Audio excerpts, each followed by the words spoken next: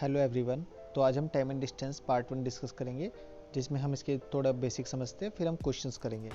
तो बेसिक्स में सबसे पहले हम स्पीड को देखते हैं कि वो क्या होता है। स्पीड को हम 3 पार्ट्स में डिवाइड करते हैं, मतलब क्वेश्चंस के अंदर 3 पार्ट में पूछा जाता है, किलोमीटर पर आवर, मीटर पर सेकेंड और तीसरा क्या होता है, मीटर पर मिनट।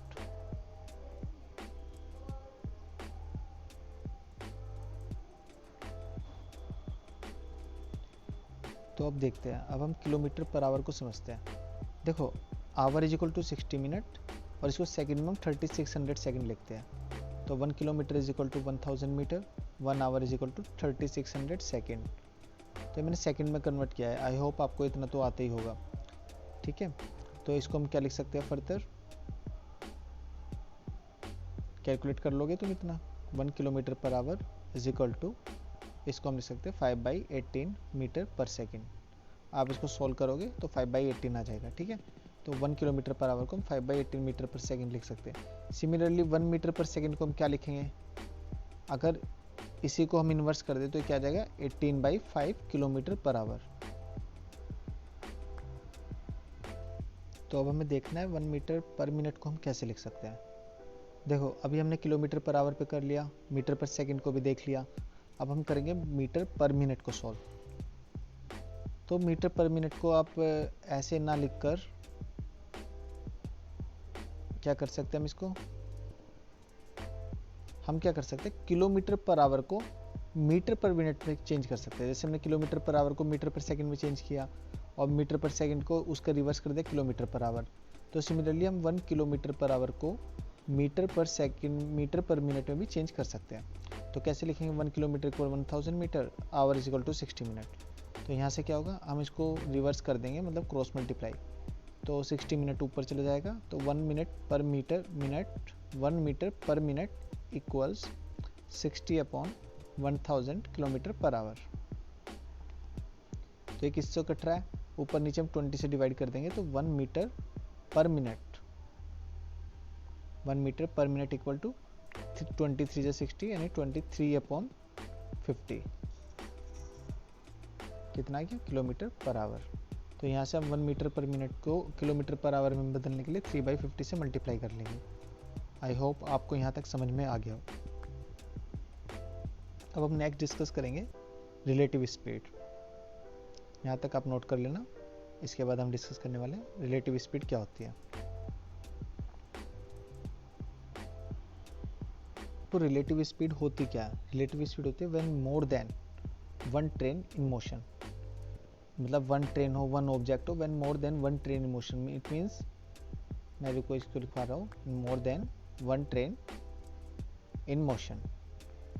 तो जब एक से ज़्यादा ट्रेन मोशन में हो, वो एक साथ जा रही हो, अपोजिट डायरेक्शन में जा रही हो, सेम डायरेक्शन में जा रही हो, उन दोनों की स्पीड के रिलेशन को ही हम रिलेटिव स्पीड बोलते हैं। कि उनकी रिलेटिवली स्पीड क्या होगी, माइनस होगी, ऐड होगी, प्लस होगी, ठीक है। तो वो सब हम इसमें देखेंगे।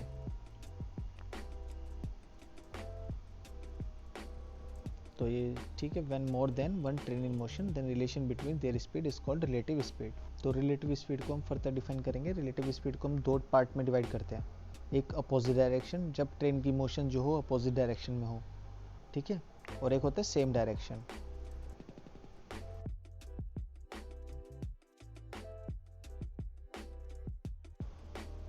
अपोजिट डायरेक्शन में होगा 2 केसेस, एक जब टाइम हमारा सेम हो और टाइम हमारा डिफरेंट हो। टाइम सेम हो जाएगा एक कंडीशन में, और एक कंडीशन में टाइम हमारा डिफरेंट हो जाएगा।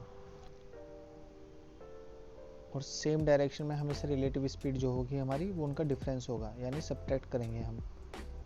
2 स्पीड अगर गिवन होगी, आपस में उनको सब्ट्रैक्ट कर देंगे, उनका डिफरेंस ले लेंगे।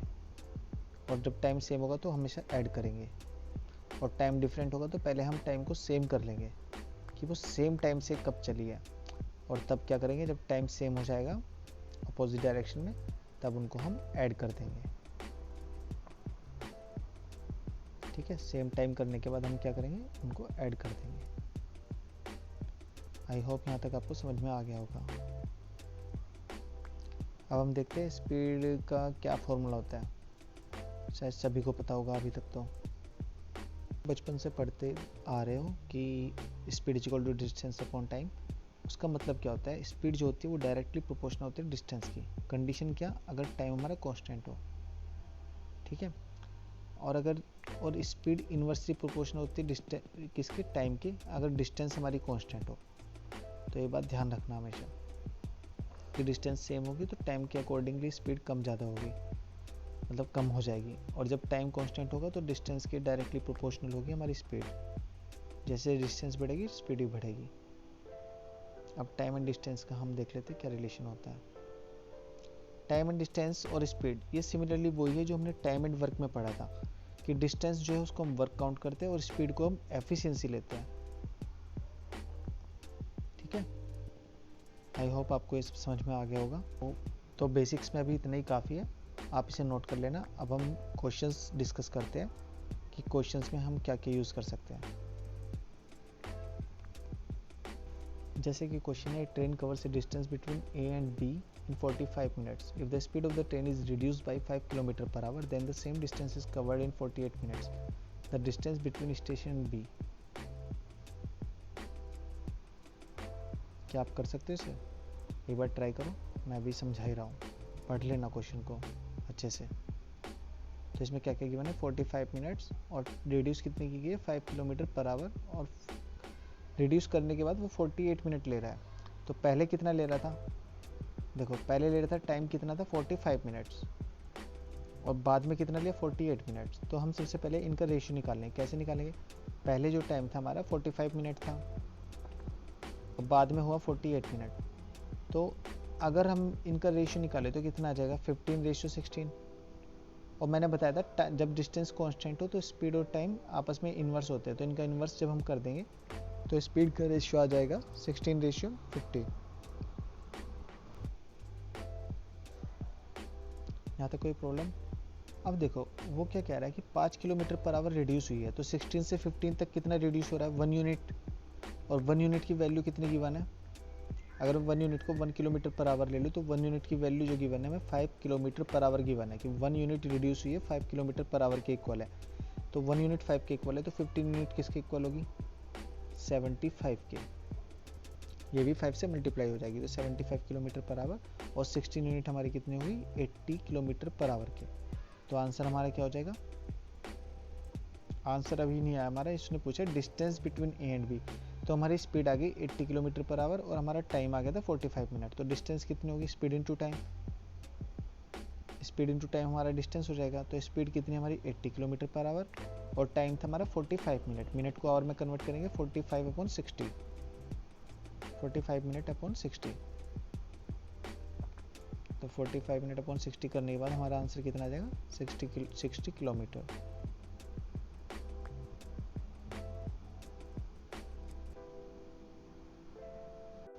ठीक है, 60 किलोमीटर आ चुका हमारा आंसर।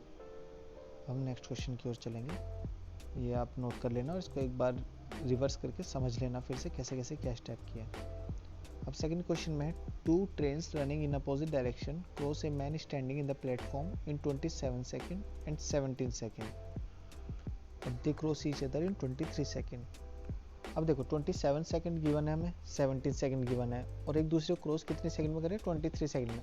तो ऐसी कंडीशन में आपको मिक्सचर एंड एलिगेशंस लगाना होता है, ठीक है, कि एक सिंगल मैन को इतने में और दूसरी ट्रेन इतने में, और दोनों का फिर मिक्सचर गिवन है। तो यहाँ पे मिक्सचर एंड एलिगेशन हम कंसेप्ट लगा सकते हैं जो मैथमेटिक्स का कंसेप्ट है, कि एक ट्रेन 27 सेकंड ले रही है, दूसरी 17 सेकंड, और एक दूसरे को कितना ले, 23 सेकंड। तो यहाँ से आप डायरेक्टली क्या निकाल सकते हो, रेशियो निकाल सकते हो। तो क्या रेशियो आ जाएगा यहाँ पे, 6:4, और इसको हम फर्दर डिवाइड करेंगे तो कितना आ जाएगा, 3:2। तो रेशियो ऑफ स्पीड आ चुका है। देखो शॉर्टकट मेथड होता है, यूज़ कर सकते हैं एग्जाम में ऐसे ही मेथड्स लगते हैं, पर मैं आपको इसका लॉन्ग मेथड भी बता रहा हूँ कि इसको लॉन्ग कैसे करेंगे। अगर आपको ये शॉर्ट नहीं समझ में आया, इसमें कुछ प्रॉब्लम आ रही है, तो मैं इसको लॉन्ग करके बता देता हूँ आपको। तो आइए इसको इरेज कर देते हैं पहले, फिर हम इसके लॉन्ग मेथड पे आते हैं। तो देखो प्लेटफॉर्म कितने सेकंड में कर रहा है वो, 27 सेकंड। तो फर्स्ट ट्रेन की स्पीड अगर हम x ले लें तो उसकी लेंथ कितनी हो जाएगी, 27x। क्योंकि 27 सेकंड में चल रहा है, वो स्पीड कितनी है x, और 27 सेकंड में कितना चलेगा 27x, तो उसकी जो लंबाई है वो 27x हो जाएगी। ऐसे सेकंड ट्रेन की अगर हम बात करें तो उसकी स्पीड कितनी होगी, अगर हम उसकी स्पीड y ले लें, ठीक है, y मान के चले, तो उसकी जो लेंथ होगी वो कितनी हो जाएगी 17y। अब इसने कहा वो अपोजिट डायरेक्शन में चलते हैं। मैंने क्या कहा था, अपोजिट डायरेक्शन में हमेशा क्या होते हैं, स्पीड को ऐड कर देते हैं हम। तो अपोजिट डायरेक्शन में स्पीड क्या हो जाएगी उन दोनों की, x प्लस वाई।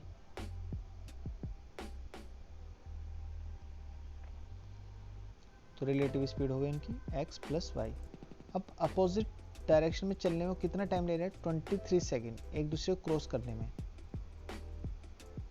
ठीक है। तो 23 सेकंड में कितना चलेंगे, तो उनका जो लेंथ हो जाएगा दोनों की length 23x plus Y, speed into time. अब अगर हम फर्स्ट लेंथ को और सेकंड लेंथ को जोड़ दें, ओवरऑल लेंथ के इक्वल होगी, तो हम दोनों इक्वेशन को 27x प्लस 17y को अगर हम ऐड कर देंगे तो 23x प्लस वाई के इक्वल होगी, और इसको हम सोल्व कर लेंगे तो हमारा एक्स वाई का रेशियो आ जाएगा 27x minus 23x is equal to 23y minus 17y। तो यहाँ कितना आ गया 4x is equal to 6y, और यहाँ से हम रेशियो निकालेंगे, x रेशियो y कितना गया 2:3। तो आई होप आप सबको ये समझ में आ गया होगा। दोनों मेथड मैंने डिस्कस कर लिया, पहले वो शॉर्ट मेथड था, ये लॉन्ग मेथड है। वैसे ये भी इतना लॉन्ग नहीं है, आप इसको भी एग्जाम में कर सकते हो। तो अब हम नेक्स्ट क्वेश्चन की ओर चलते हैं, ठीक है। नेक्स्ट क्वेश्चन क्या है हमारा, नेक्स्ट क्वेश्चन है the ratio of speeds of two trains is 7:9 if the fastest train cover the distance 630 km in 14 hours. Find the time taken by the other train to cover the same distance. तो यहाँ पे हमें speed का ratio given है, distance given है और time given है, तो सब कुछ तो गिवन ही। देखो जब डिस्टेंस सेम है तो हम स्पीड का रेशियो अगर हम इन्वर्स कर ले तो उससे हमारा इन्वर्स करके हमारा टाइम आ जाएगा, और टाइम का जब एक का टाइम पता लग जाएगा तो दूसरे का टाइम ऑटोमेटिकली हो जाएगा, क्योंकि एक का टाइम इसमें गिवन भी है। तो स्पीड इज इक्वल टू क्या हो जाएगा हमारा, स्पीड का रेशियो 7:9। तो डिस्टेंस हमारी 630 है, तो टाइम को निकालने के लिए हम रिवर्स कर देंगे स्पीड का, तो टाइम हमारा क्या आ जाएगा रेशियो 9:7, ठीक है। तो 9:7 हमारा टाइम का रेशियो आ गया। और जैसे कि इसने गिवन है फास्टेस्ट ट्रेन, फास्टेस्ट कौन सी है जिसकी स्पीड 9 है, तो वो कितना टाइम ले रही है 14 आवर्स, यानी 7 2 14, तो 9 का भी क्या हो जाएगा 18 आवर्स।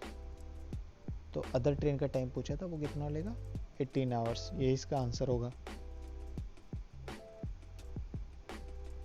आई होप आपको समझ में आ गया होगा, बहुत इजी क्वेश्चन था। अब नेक्स्ट क्वेश्चन की ओर चलते हैं।